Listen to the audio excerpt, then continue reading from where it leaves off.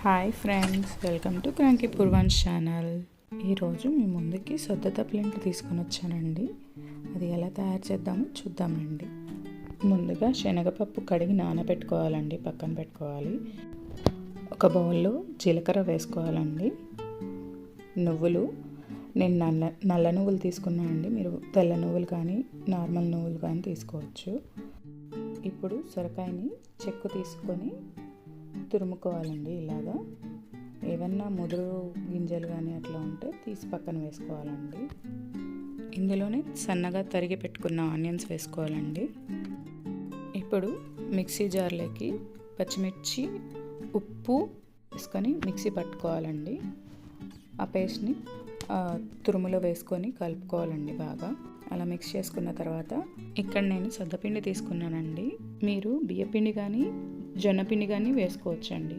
ఇప్పుడు నానబెట్టిన శనగపప్పు కూడా వేసుకుందామండి.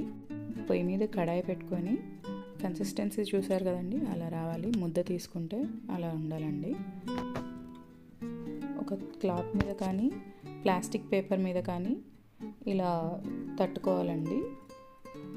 అది తీసి పెనం మీద వేయాలండి. కొంచెం ఆయిల్ వేసేసి మూత పెట్టుకుందామండి. కాసేపు అది బాగా మగ్గాలండి. చూసారు కదా ఎలా ఉడికిందో. ఇప్పుడు కొంచెం కాలనివ్వాలండి. కొంచెం కాలింది, ఇంకొంచెం కాలనివ్వాలి. ఇలా ఉండాలండి. ఇప్పుడు టిష్యూస్ ఉన్న ప్లేట్లోకి సర్వ్ చేసుకుందామండి. ఏమన్నా ఎక్సెస్ ఆయిల్ ఉంటే టిష్యూస్ పీల్చుకుంటాయండి. వరుసగా నెక్స్ట్ అన్నీ వేసుకుందామండి. దీన్ని పెరుగుతో తింటే చాలా బాగుంటుందండి.